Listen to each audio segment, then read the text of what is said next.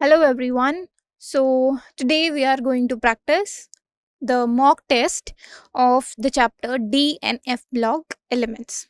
So let's begin. Okay, so we have our first question.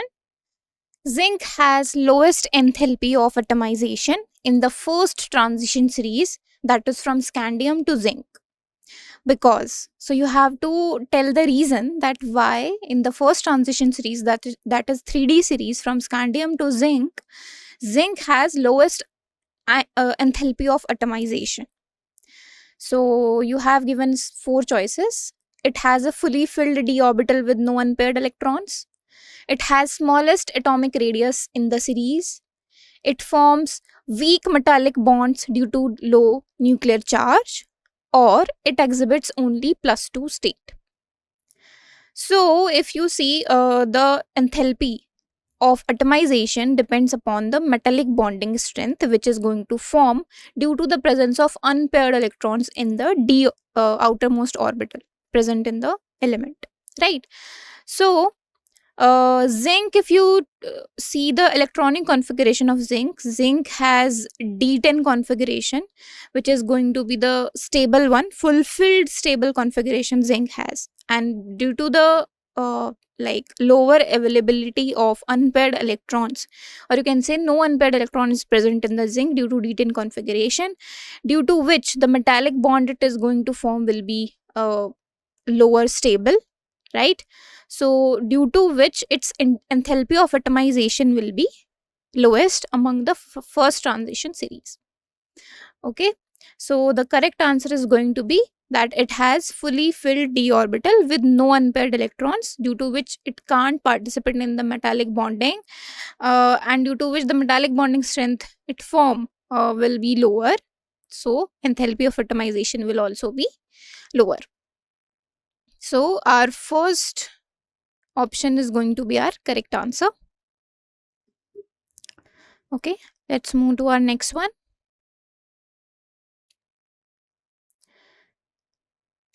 So this question is that for a transition metal ion with 4 unpaired electrons, the calculated spin only magnetic moment in Bohr magneton is.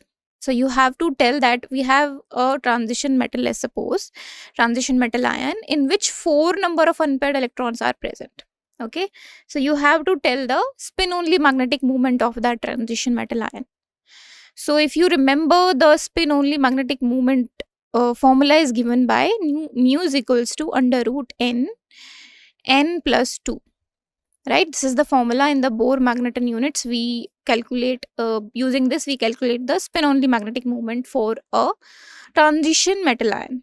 Okay, n here is representing the number of unpaired electrons present in that particular ion, and here already mentioned that n is going to be 4, right? So when you put here 4, it will become 4 times 4 plus 2 will be 6, and 6 times 4 will be under root 24, right? So under root 24 will have the value equivalent to your 4.9 Bohr magneton. How you can calculate? Under root 25 is 5. So under root 24 will be closest to 4.8 or 7 something. So 4.9 Bohr magneton will be the value of the spin only magnetic moment for the transition metal ion having 4 unpaired electrons in it. Hence our correct answer is going to be 4.90. Okay, and this 4 unpaired electron configuration is corresponding to basically chromium 2 positive having 3d4 configuration, where d4 is having 4 unpaired electrons. Okay, so B option is our correct answer.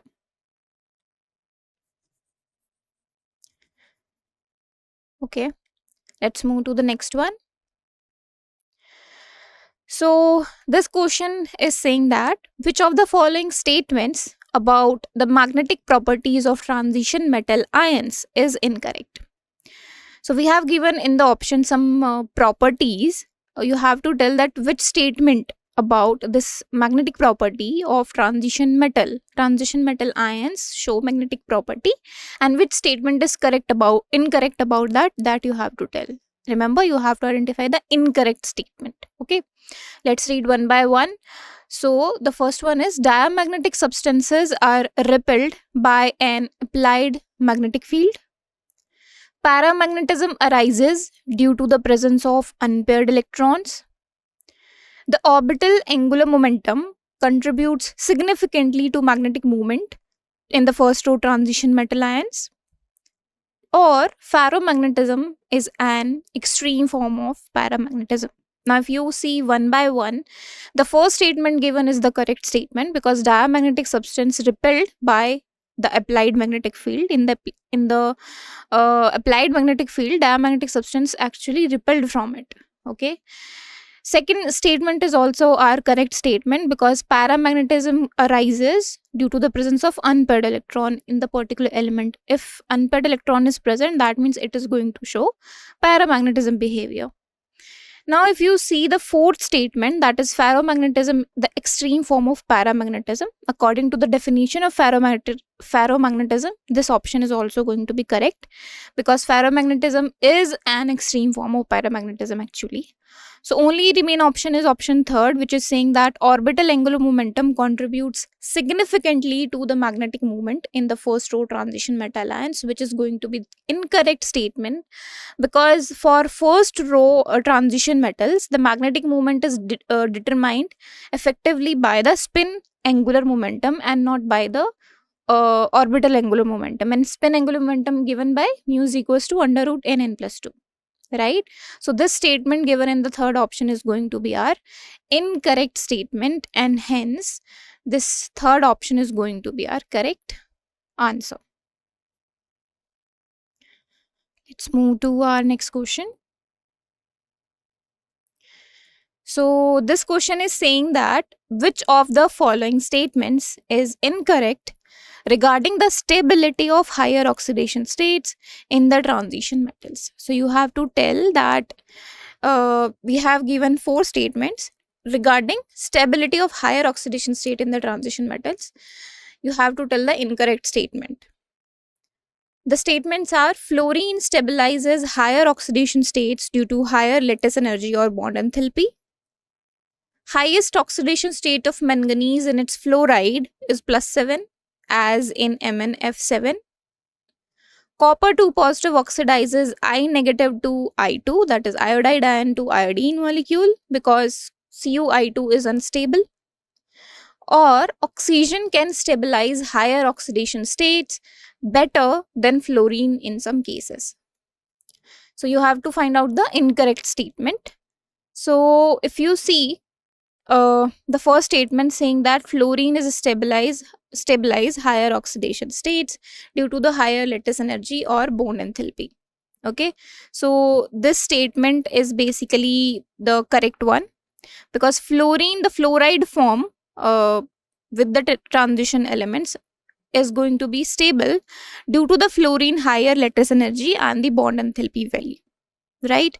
If you see the third statement, which says that the copper 2 positive is oxidized iodide ion to I2 because of copper iodide is unstable.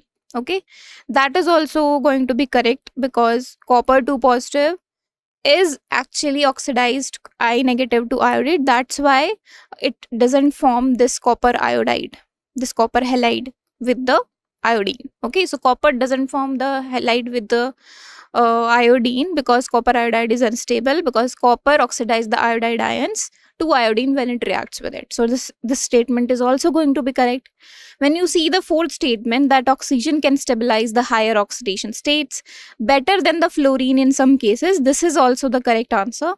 I mean the correct statement because oxygen can stabilize some higher oxidation state in the transition elements even better than fluorine in some cases of the transition elements. Okay, now the only remaining statement is the option second, that is the highest oxidation state of manganese in its fluoride is +7 as in MnF7. First of all, MnF7 does not form.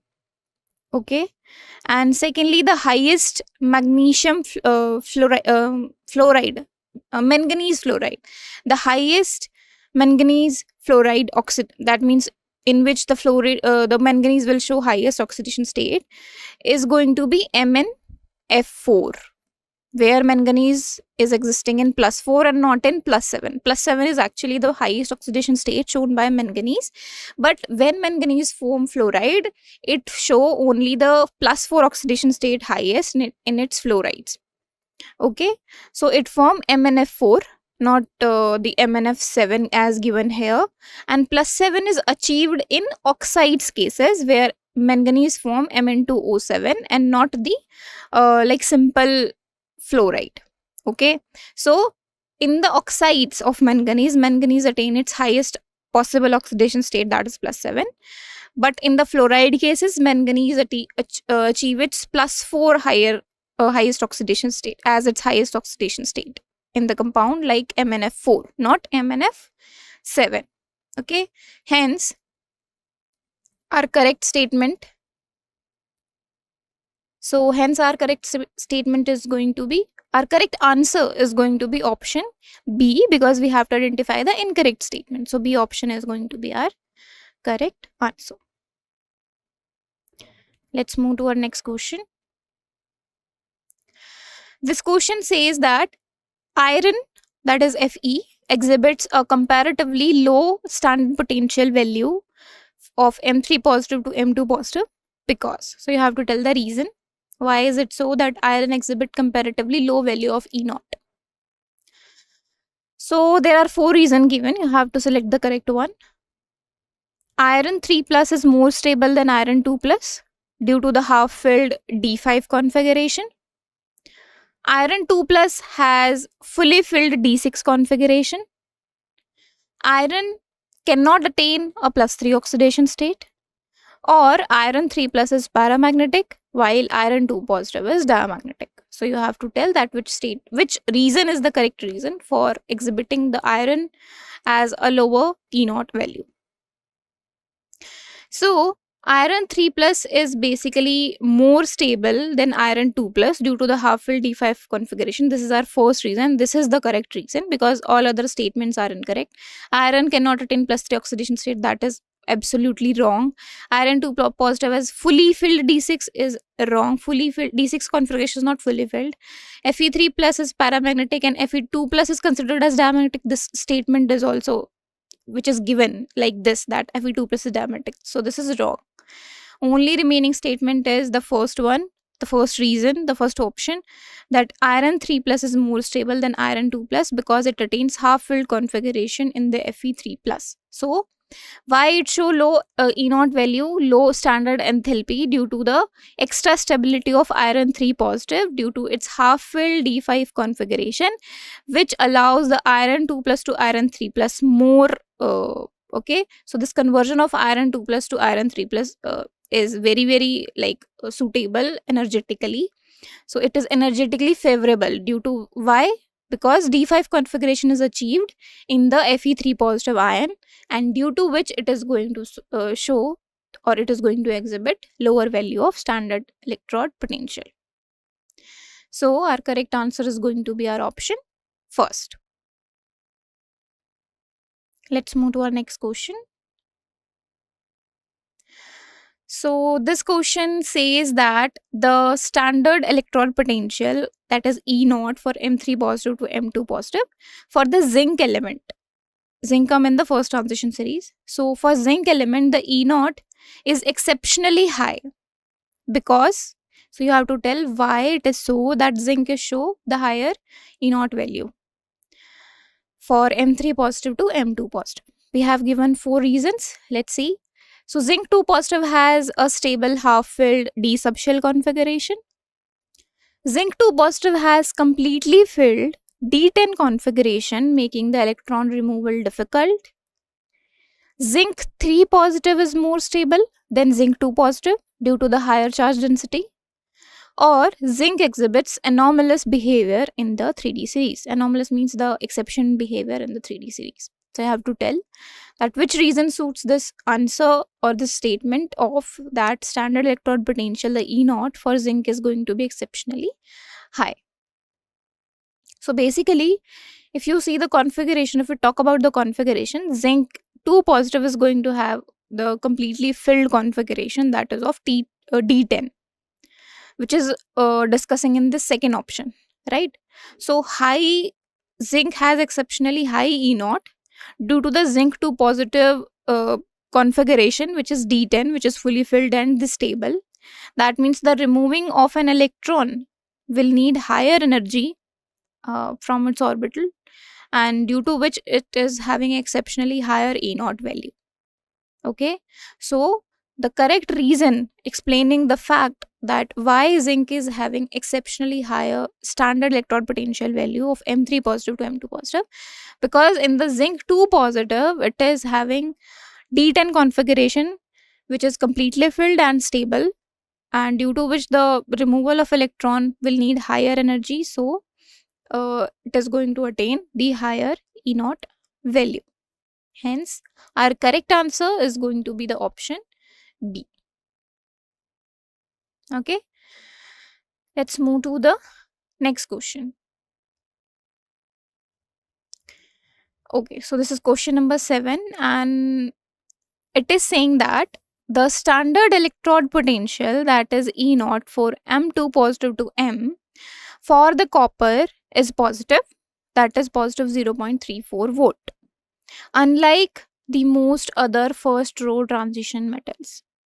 Now, what is the primary reason for this observation? You have to tell. So, the E naught value for M2 positive to M for the copper element, which is a transition element, you have to say, you have to tell that why its E naught is positive, that is positive 0.34, unlike the other elements which are present in the first row of transition series, right?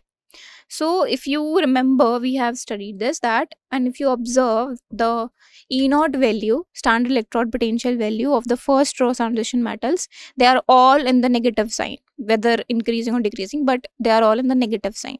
Okay.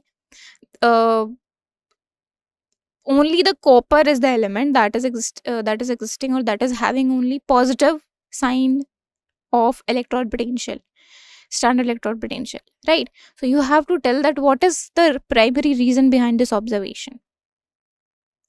The four statements given are hydration enthalpy of copper 2 positive ions, low sublimation enthalpy of copper metal, high sum of first and second ionization enthalpy of copper,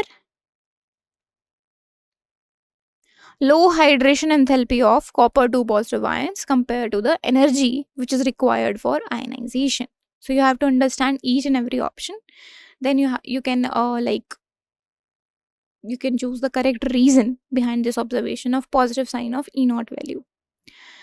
So we have talked about the high hydration enthalpy of copper 2 positive ion, that is copper 2 positive ion show, right?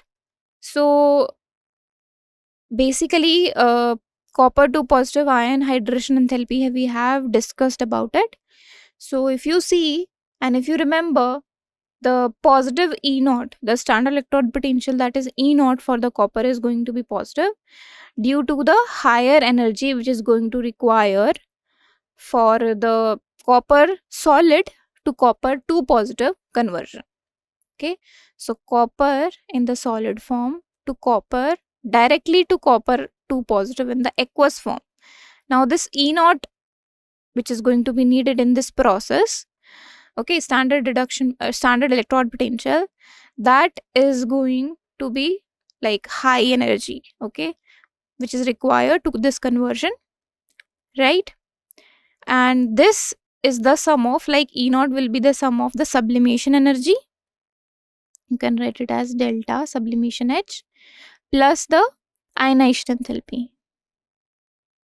Okay, sublimation energy for the conversion of solid to the gaseous, and ionization energy for the conversion of the solid, or you can say element, to the ionic form. Okay, so and this in this ionization energy, both ionization energy covers, like ionization energy 1 and the ionization energy 2. Okay, so basically what we are saying, that copper is having positive value of the standard electrode potential. Why is it so? Because it is going to like need higher energy to convert the copper solid to the copper 2 positive. That is going to be the sum of sublimation energy plus ionization energy. And ionization energy, we are talking about both the ionization energy, first and second. Okay, like copper to copper positive and copper positive to copper 2 positive. Okay, and it is not going to compensate by the hydration enthalpy that is going to be needed for copper 2 positive gaseous to copper 2 positive aqueous conversion. Okay, so copper 2 positive gaseous to the copper 2 positive aqueous is going to be the hydration enthalpy, right? So what we are saying, that copper to copper 2 positive conversion energy is going to be higher, which is going to be the sum of sublimation and ionization energy, and it is not going to compensate by this hydration energy. That's why the reduction of copper 2 positive to copper is less favorable, and that's why the standard electrode potential value of copper is going to be the positive one. Okay, so our correct answer basically is going to be the fourth option, which says that low hydration enthalpy of copper 2 positive ions compared to the energy which is required for the ionization is there.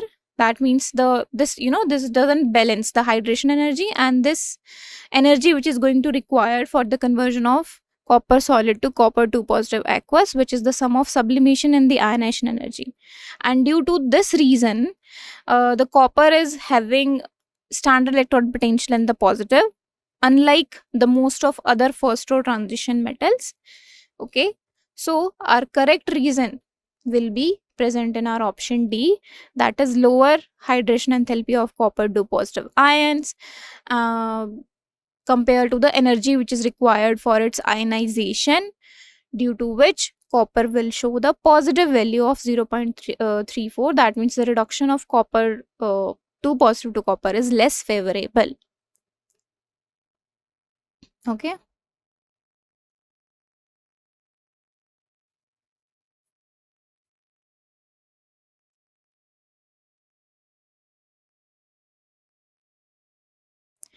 let's move to our next question.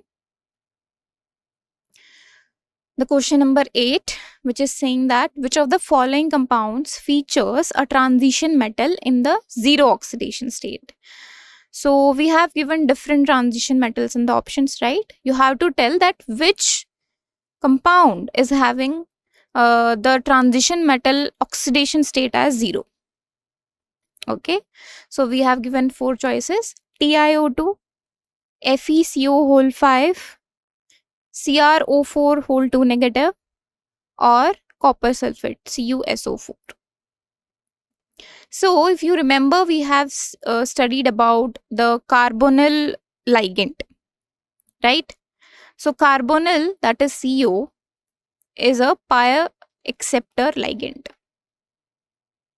Okay, so this is basically a pi acceptor ligand, and it is going to stabilize the lower oxidation state of transition metals or zero oxidation state. That means the transition metal, when form the complex with the carbonyl like ligand, which is going to act as pi acceptor ligand. Remember, we have seen the synergic effect we have talked about when the transition metal form the complex with the carbonyl ligand. Okay, so this is going to behave like pi acceptor, and due to which the transition element is going to be stable in the lower oxidation state or zero oxidation state in the presence of carbonyl ligand. Okay, if I tell you in detail,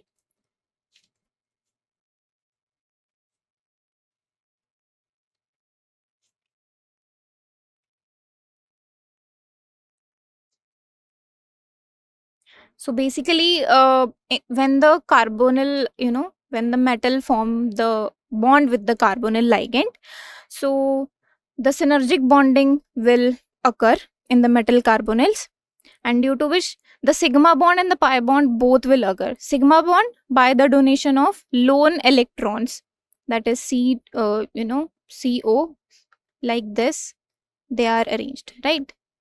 They are having here electrons, and metal is having the electrons. Okay, So what will happen? This carbonyl is going to bond between the metal, is going to bond with the metal, okay, by the donation of lone electron of carbonyl carbon to the vacant orbital of the metal, due to which sigma bond form, as the all ligands form with the metal, right? But the pi bond form here because the donation of electron from the filled d orbital of the metal to the vacant anti-bonding, the pi star bonding of the anti-bonding orbital of the carbon monoxide. So due to this, donation of this like free electrons or electrons from the filled d orbital to the vacant anti-bonding orbital of carbon monoxide, synergic effect happens and pi bond character will build, due to which the metal is going to be existing in zero oxidation state here when it forms the bond with the carbon or you can say carbonyl ligand. Okay, so synergic effect happens here and carbonyl will act as pi acceptor. When it bonds with the metal, metal will going to show lower, or metal will going to be stabilized in lower oxidation state or will show zero oxidation state. Okay, so that is only occurring here in the second case, right? So our correct answer is going to be option second, that is FeCO whole 5.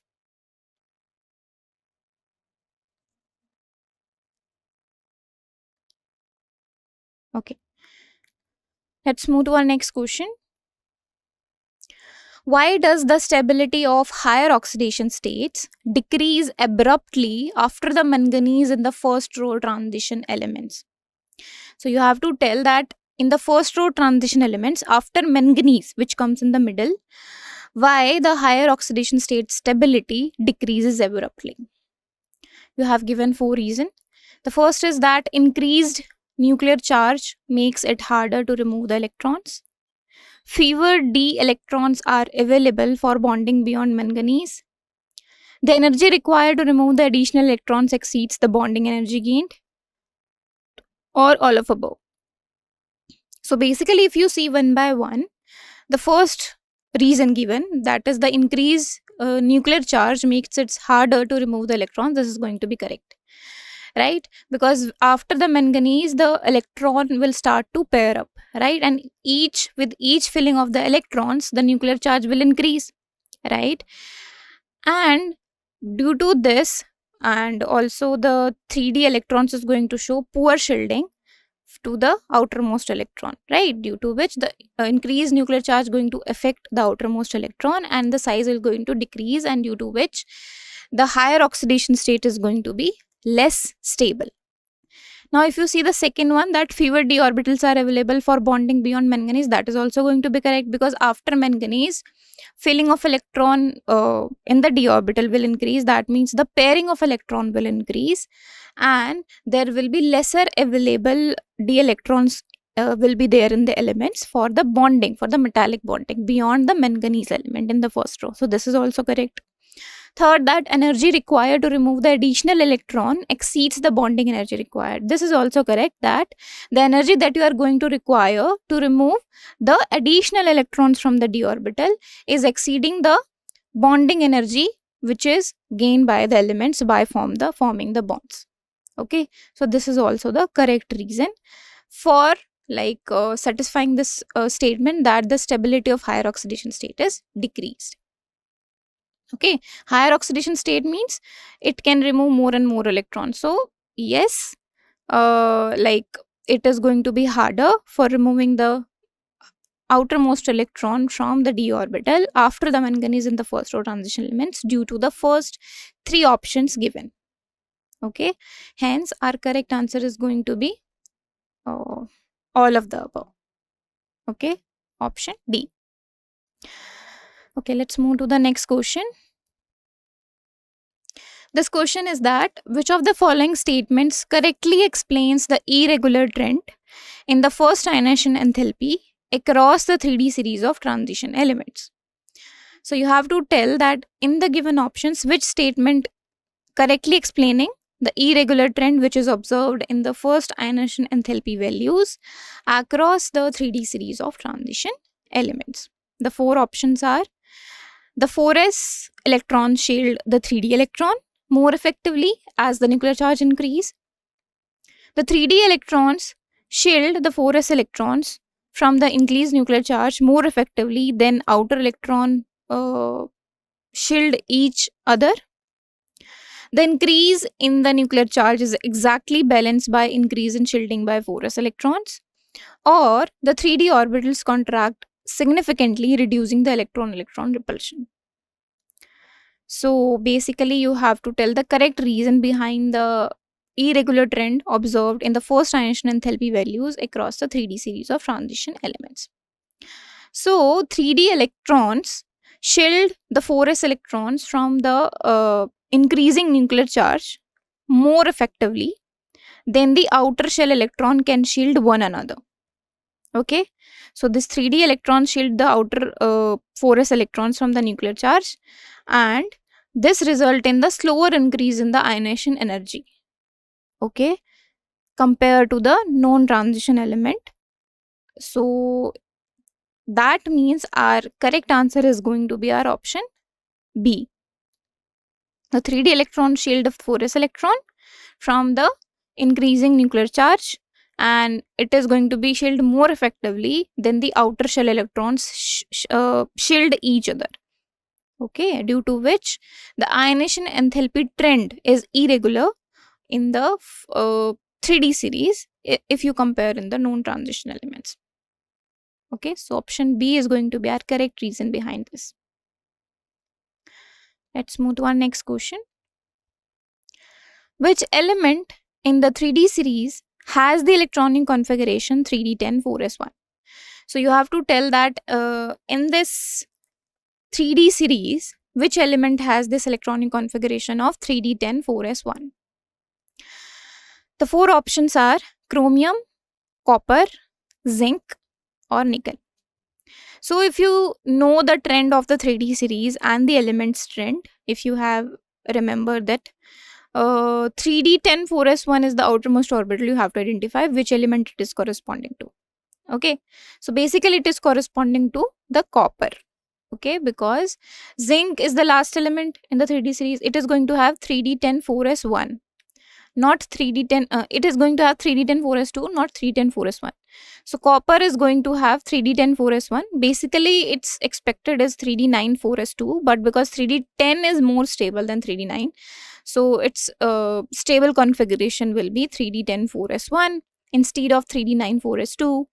So the configuration 3d10 4s1 is corresponding to the copper element, hence our correct answer is option B. Let's move to our next question. Why is the copper positive ion is unstable in the aqueous solution? So you have to tell that why copper positive is unstable. It undergoes disproportionation to positive and copper. It forms an insoluble hydroxide precipitate. It reacts with water to release hydrogen gas, or it complexes exclusively with organic solvents. So you have to tell which is the correct reason that why copper positive ion is unstable in aqueous solution. So basically, disproportionation reaction copper positive undergo. So copper positive basically undergo the disproportionation reaction and becomes copper 2 positive and copper. Okay, here copper 2 positive is having higher stability in the aqueous solution. Also it is having a greater value of its hydration energy. Okay, that is why the copper positive is lesser comparatively stable than the copper 2 positive, and that is why the copper positive ion is unstable in aqueous solution and converts to copper 2 positive and copper, showing the disproportionation reaction. Hence our correct answer is going to be the first option. Let's move to our next question. In the first transition series, that is 3D series, the atomic radius generally decreases from scandium to copper. Now, what is the primary reason behind this trend? So you have to tell that in 3D series, if you observe the general atomic radius trend, it is decreasing from scandium to copper, like from the first element to the last element in the 3D series. Now, what is the reason behind this? Increase in the number of protons in the nucleus, poor shielding effect of d electrons, increase in the number of electron shells, or decrease in the effective nuclear charge. So in the 3D series, basically nuclear charge increases with the increase of each electron, because electron add with each successive member, the electron add in the inner d subshell. Okay, so d electron shield the outer electron poorly, and due to which the contraction in the radii happens. Okay, so that is why there is generally decrease in the atomic radius in the 3D series from scandium to copper observed. So our correct answer is going to be the option B, that is poor shielding effect shown by the d electrons. Okay, let's move to our next question. Which of the following conditions is most critical for the formation of homogeneous solid solution alloy between the two metals? So we have seen the alloy formation, right? So what is the most critical condition for the formation of the alloy, which is a homogeneous solid solution between the two metals? The four options are: the metal must belong to same group in the periodic table, the metallic radii of two metal must be within 15% of each other, both the metals must be transition elements, or one metal must be a lanthanide and other an actinide. So if you remember the alloy concept, that when the alloy formation happens, we have studied that one metal atom, uh, the one metal atom replaces the anothers in the crystal lattice in the formation of alloy. And alloy forms when the metallic radii of the component atoms are 15% of each other. This was the property we have to remember during the alloy formation, right? So our correct answer, correct reason is given in our option B. So correct answer is going to be our option B. Let's move to the next question. Which of the following statements about interstitial compound is incorrect? So we have given 4 statements. You have to identify the incorrect one regarding the interstitial compound. They are formed when small atoms like hydrogen, carbon, or nitrogen are trapped in crystal lattice of metals. They are typically stoichiometric with well-defined oxidation states of metals. They retain metallic conductivity despite the presence of non-metal atoms. Or they are chemically inert and often have high melting points. So, if you remember the properties of interstitial compound we have studied, we have seen the definition of interstitial compound, that it is formed when the smaller atoms like hydrogen, carbon, nitrogen filled or trapped in the vacant spaces of the crystal lattice of metal, right? So first statement is going to be the correct one.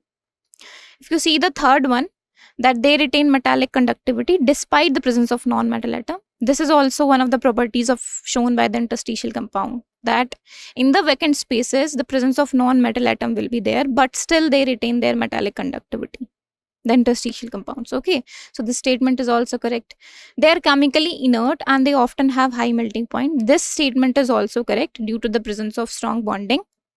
Okay, so this statement is also correct. The only remaining statement is the statement second, which says that they are typically stoichiometric with well-defined oxidation states of metal. So interstitial compound because happens, or it builds because of the trapping of the smaller atoms in the vacant spaces of crystal lattice of metals. They are not stoichiometric. They are basically non-stoichiometric, and due to which they do not defined or well defined in their particular oxidation state of metal. They do not show particular oxidation state of metal. Example includes like titanium hydride having 1.7. So this is the formula of titanium hydride, which is an interstitial compound formed by the trapping of hydrogen atom, smaller hydrogen atom in the vacant spaces of titanium crystal lattice metal. Okay, so our correct answer is going to be option B. Okay, so this is how you can we have discussed some mock test questions. So you can also visit our website and practice the mock test of each chapter. Okay. Thank you.